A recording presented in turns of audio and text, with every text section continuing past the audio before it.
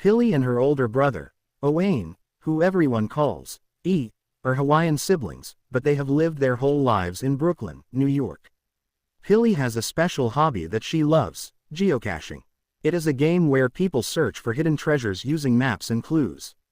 She is so good at it that she wins a competition, and the prize is a free summer camp trip to the Catskills.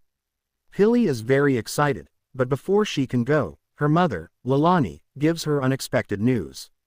Their family has to move to Oahu, Hawaii, for the summer. Their father, Himo, is struggling with his health and money, so Lalani decides to take Pili and Ohana to Hawaii to help him. Pili is upset. She does not want to leave New York. She loves the busy streets, the tall buildings, and the way life never slows down. The thought of being stuck on an island for the summer does not make her happy. When they arrive in Oahu, everything feels different. The air is warm, the ocean is bright blue, and palm trees sway in the wind. But Pili does not care. She misses home. Ohana is also unhappy about the move, but he tries to act cool about it.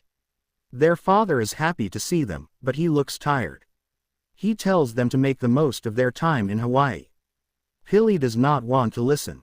She spends most of her time wishing she were back in New York. But one day, something interesting happens. While exploring her grandfather's art studio, an old bus filled with paintings, tools, and old books, she stumbles upon a dusty diary. The cover looks worn, and the pages inside are yellowed with age. Pili's curiosity takes over, and she carefully flips through it. The diary is filled with drawings, maps, and strange notes. She quickly realizes that it is not just any diary, it might be a treasure map. Her heart races with excitement. She looks around to make sure no one is watching, then quietly slips the diary into her backpack. Just as she turns to leave, she hears a noise. Standing at the door is a local boy, around her age. He has short hair, tan skin, and a curious look in his eyes. His name is Casper. He saw her take the diary. Pili freezes, unsure of what to say. But instead of getting her into trouble, Casper smirks and gives her a small nod. He does not tell anyone. "You're interested in that old book, huh?" he asks. Pili hesitates but finally nods. Casper does not ask too many questions. Instead, he quietly helps her by covering for her. She does not know why, but she feels like she can trust him. For the first time since coming to Hawaii, Pili feels a spark of excitement. Maybe this summer will not be so boring after all. That night, as the house grew quiet, Pili hid under her blanket, gripping a flashlight in one hand and the old diary in the other. The pages smelled of dust and history, filled with strange symbols, maps, and faded notes. Her fingers traced over a hand-drawn map, her mind racing with possibilities. Could this really be a treasure map? She had to know more. As she turned another page, the sudden tug of her blanket startled her. She barely had time to react before her brother, E, stood over her, his arms crossed. He had caught her. His sharp gaze flickered to the diary, and curiosity sparked in his eyes.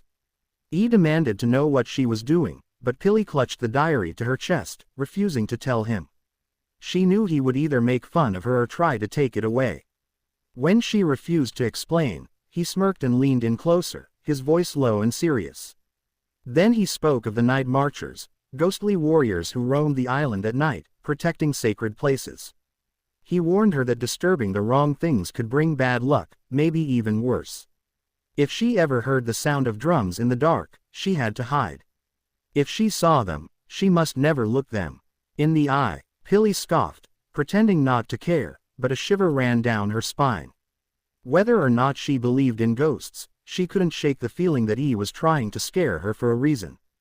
Meanwhile, E had his own frustrations to deal with. The weak internet signal in the house annoyed him. He wandered outside. A girl stood in front of him, arms crossed, watching him with sharp, unimpressed eyes. Her long dark hair moved slightly in the breeze, and there was a confidence about her that made E hesitate. She wasn't just any stranger. There was something about her that told him she didn't put up with nonsense. She had been watching him for a moment, noticing the way he ignored everything around him. Unlike Casper, who had been friendly and amused by Pili's antics, this girl, Hannah, was not impressed. She saw how he treated the younger kids, how he acted like he was above everything. To her, he was just another tourist who didn't care about the island or its people. He barely acknowledged her, too focused on his phone.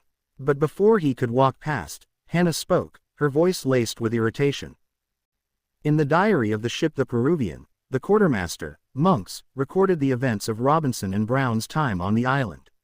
The two privateers had led a mutiny, burned their own ship, and brought the treasure ashore. Monks remained behind to guard it while his superiors perished. Later, when his life was saved by Pili's ancestors, he gave them the diary as a token of gratitude, preserving the story of the hidden treasure. One day, Pili's father, Himo, catches her with the diary. At first, he is angry that she took it without permission. But when he sees how excited she is about its secrets, he decides to show her some of the landmarks mentioned in its pages. While exploring, Himo slips and falls, breaking a rib. He has to be taken to the hospital, and Leilani stays by his side, worried about his condition. With her mother distracted, Pili seizes the chance to search for the lost pirate treasure. She sneaks away with Casper, determined to follow the clues in the diary. However, and Hannah notice them leaving and decide to follow, not wanting them to get into trouble. The four of them have no choice but to follow the instructions in the diary after they slide too deep into a cave to climb back out. As they move forward, they reach a narrow tunnel called the Jaws of Death, named for its jagged stalactites hanging like sharp teeth. Crawling through, they proceed carefully, until E spots what he thinks is a deadly spider. Panicked, he scrambles out of the tunnel as fast as he can, accidentally leaving behind the ship's journal inside Casper's backpack. As he rushes forward, part of the tunnel collapses behind them, making it impossible to go back. Continuing deeper, they reach a mini rope bridge stretching across a lava-filled crevice. The bridge is too old and fragile to hold their weight. Pili and Casper, undeterred, decide to inch along a narrow rock ledge beside it. Noticing Hannah's hesitation, helps guide her across by distracting her with a song they both know, easing her nerves. As they rest for a moment, quietly confides in Casper that he was bitten by a brown violin spider. The bite has left a huge blister, which could mean serious trouble if it gets worse. To avoid worrying Pili and Hannah, he quickly wraps the wound in duct tape and pretends everything is fine. Eventually, they reach a deep pool of water, blocking the next tunnel. The only way forward is to swim through it. Pili, who is smaller and not as strong a swimmer, clings onto E's back as he carries her through the water. One by one, they push forward, hoping the tunnel will lead them closer to the lost treasure. Reaching what the diary called Ground Zero, Pili and Casper eagerly begin searching for the treasure, while E and Hannah take a moment to talk. E encourages Hannah to send in her application to Juilliard, believing she has the talent to get in. But Hannah hesitates. She fears that leaving for such a big school might change her too much, and she isn't sure she's ready for that. Meanwhile, Pili and Casper carefully examine the pulley and rope system they remember reading about in the ship's journal. They notice that one of the counterweights has dropped, leaving the entrance to the treasure room inaccessible.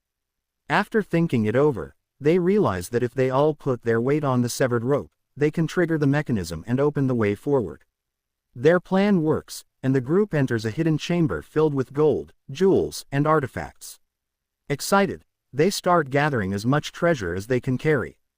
But as Hannah looks around, she notices something disturbing, a religious statuette among the treasure. Her heart sinks as she realizes they are not just in a treasure room but a sacred tomb. Hannah warns the others that the treasure is an offering, not meant to be taken. She insists that disturbing it will awaken the night watchers, the ghostly protectors of the island. E scoffs at the idea, refusing to believe in such superstitions. But the moment he dismisses Hannah's warning, the air in the chamber shifts. The ground trembles, shadows stir, and an eerie presence fills the room. The night watchers have awakened. All four of them drop the treasure and scramble to escape. They grab onto the hanging banyan roots, using them to descend toward the pools below. One by one, they make it safely into the water, except for E, who struggles and nearly drowns. When they pull him out, Casper and Hannah frantically try to wake him. After a few tense moments, E gasps for air, coughing up water. Shaken but alive, they move away from the mountain, hoping to put as much distance between themselves and the night watchers as possible. Just then, Leilani catches up with them, her face filled with relief and frustration at finding them safe. But before she can scold them, the night watchers appear, closing in. Panicked, they rush into a nearby shed for cover. Pili, remembering the stories, quickly pulls out a few treasures she had secretly kept and places them as an offering.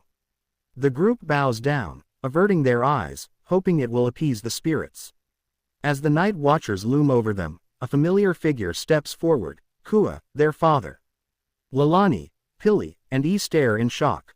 Kea had died 11 years ago while serving in the military, but now he stands before them, his expression both solemn and proud. In a brief but powerful moment, the family is reunited. They don't have time for words, only a deep, unspoken understanding passes between them before Kea and the other night watchers turn toward the ocean. As they walk into the waves, their spirits fade, disappearing beneath the water. After the experience, Leilani gathers the family for a meeting. She proposes that, instead of deciding for them, they should choose together whether to stay in Hawaii or return to Brooklyn.